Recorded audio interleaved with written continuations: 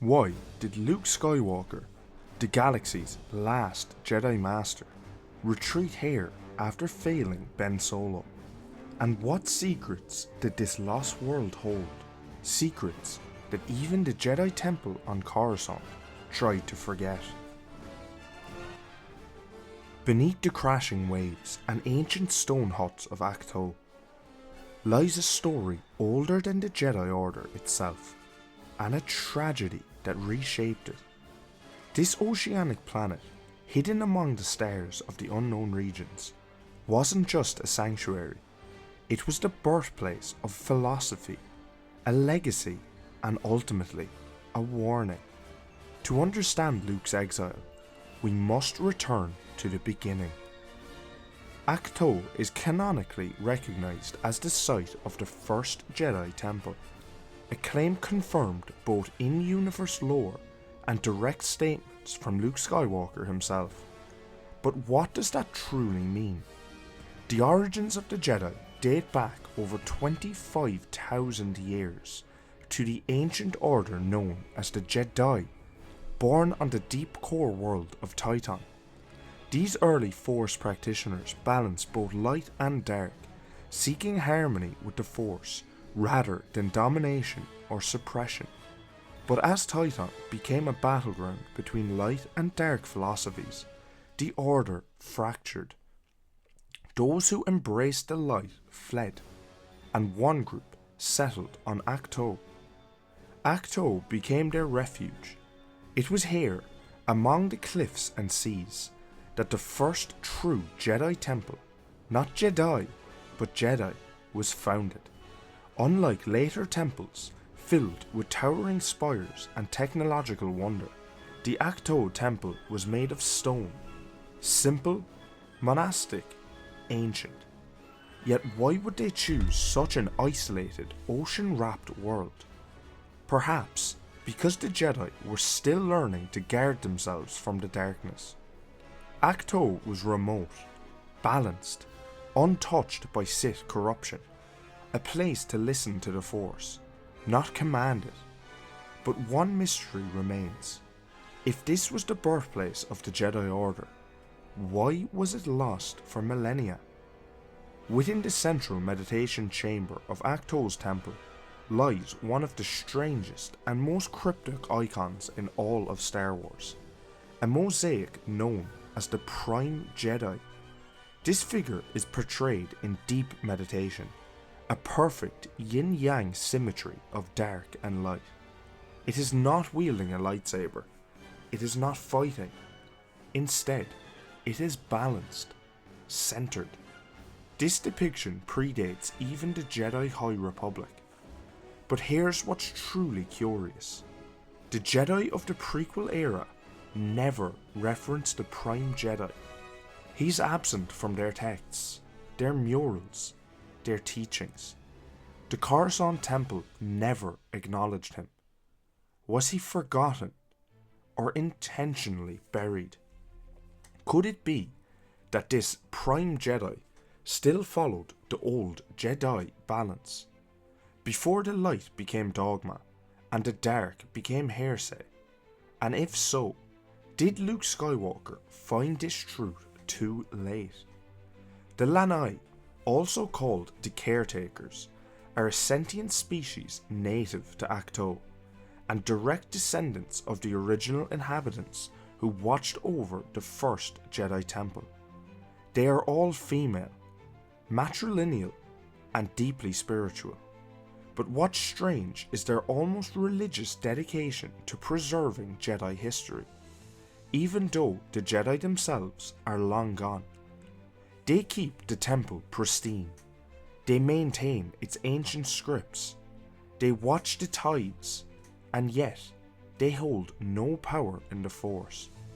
So why do they serve the Jedi legacy? What oath bound them to the Order? It's implied that their traditions predate even the Jedi's arrival, that the Lanai are tied to Ahch-To itself, to the Force, in a more ancient, elemental way. They're not Jedi, but they might represent something older, something Luke sensed but never fully understood. Did the Caretakers serve the Jedi, or do they serve the Force? Remember, Force ghosts on Ahch-To are able to interact with the real world, so it is appropriate to speculate that Ahch-To is a Force nexus strong in the light which allows them to do this. Amid the moss-covered islands of Ahch-To stood one of the most sacred relics of the Jedi Order, the Uneti tree, a Force-sensitive species known to grow in key Jedi locations. One such tree was planted in the Jedi Temple on Coruscant. Another survived on Yavin 4. But on Ahch-To, the Uneti tree was ancient, possibly original, and within it, Luke discovered the Sacred Jedi Texts. These were not holograms or digital records. These were parchment manuscripts, handwritten in languages so old they predated Basic. Some were in High Galactic, others in Titanese.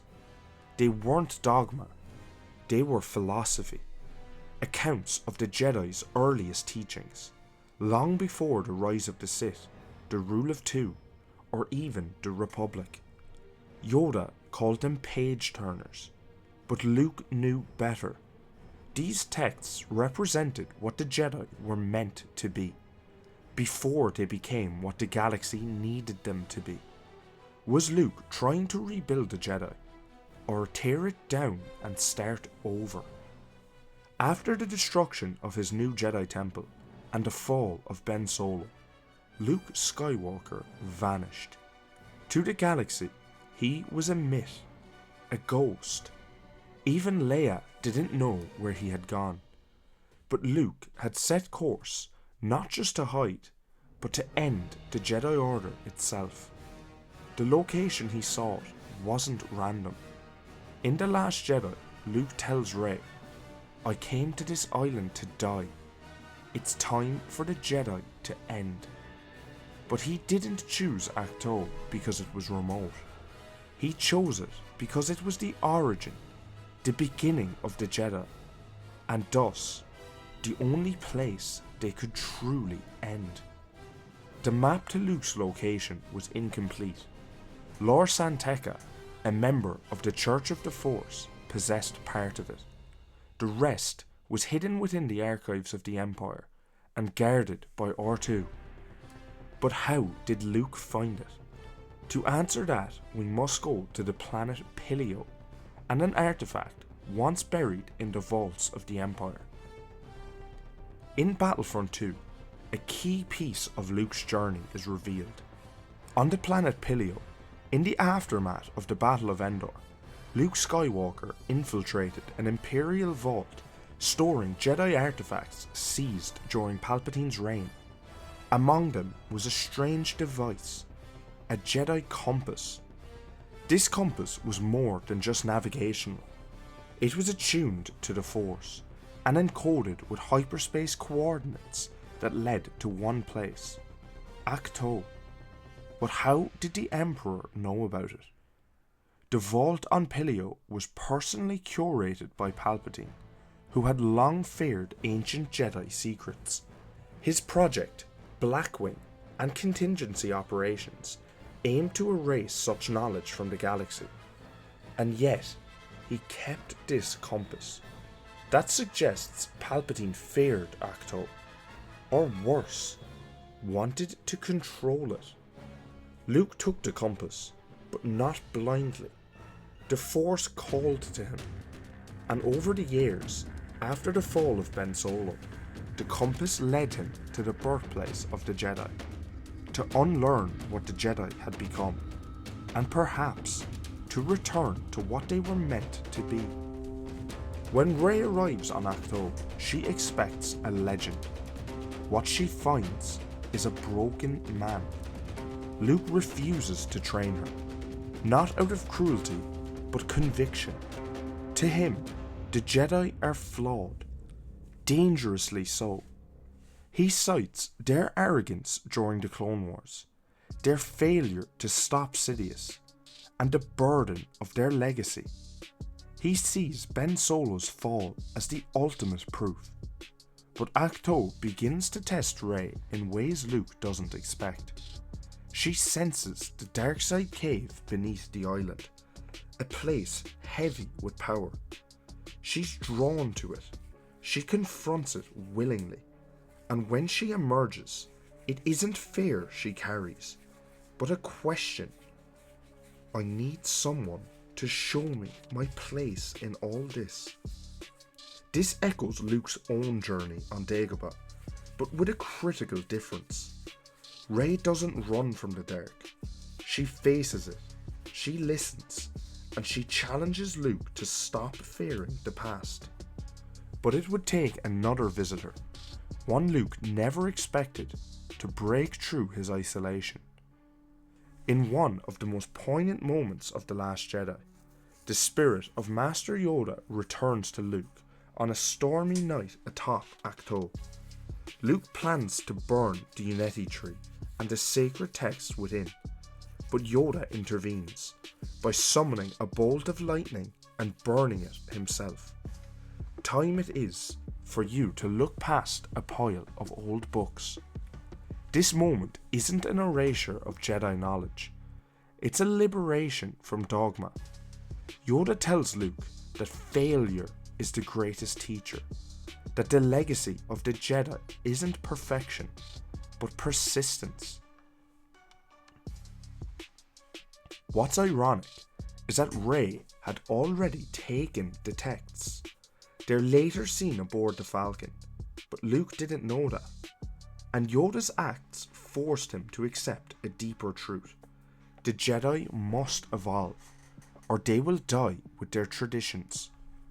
Yoda reminds Luke of who he truly is, a teacher, not a relic, and in doing so, he reawakens the spark of the Jedi Master, buried beneath guilt and silence.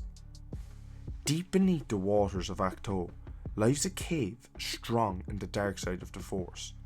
It mirrors the dark side cave on Dagobah, another place steeped in the Force's shadow, and its purpose is similar: revelation.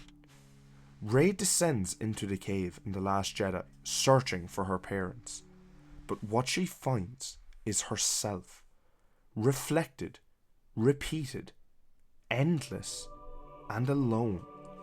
She asks the Force for her origin, and the Force answers, "You are the beginning." This cave isn't evil, it's truth. It strips away illusions, expectations, legacy. It doesn't show her Palpatine. It doesn't show her Luke. It shows her herself. And that, in many ways, is the ultimate Jedi trial. Just as Luke saw his own face beneath Vader's helmet on Dagobah, Rey sees the truth that destiny begins not in blood, but in choice. The cave was not calling her to the dark. It was testing her will to define her own path. By the end of The Last Jedi, Luke has been changed. He does not leave Ahch-To physically, but through the Force, he projects his essence across the galaxy to Crate. There, he confronts Kylo Ren, not with a blade, but with wisdom. He buys the Resistance time.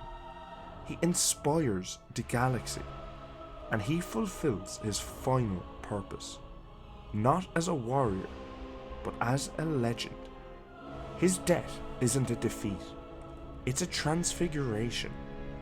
Luke becomes one with the Force, seated upon the ancient stone of Ahch-To, facing the twin suns, mirroring his first moment on Tatooine decades ago. The boy who looked to the horizon became the teacher who looked to the future. Ahch-To was never just an exile's prison. It was the galaxy's first hope, and nearly its last. From the Prime Jedi to Luke Skywalker, the island remained a place of reflection, revelation, and renewal. A place where the Force whispers not through war, but through balance. And while the Jedi Texts now reside with Rey, the island remains, waiting for the next seeker, waiting for the next beginning. But what do you think? Why did Luke ever return to Ahch-To? Let me know your thoughts in the comments below, and as always, like, subscribe and join us next week for another deep dive into the archives. If you are enjoying the videos, become a member and let's uncover the galaxy's biggest secrets together. Thanks for watching.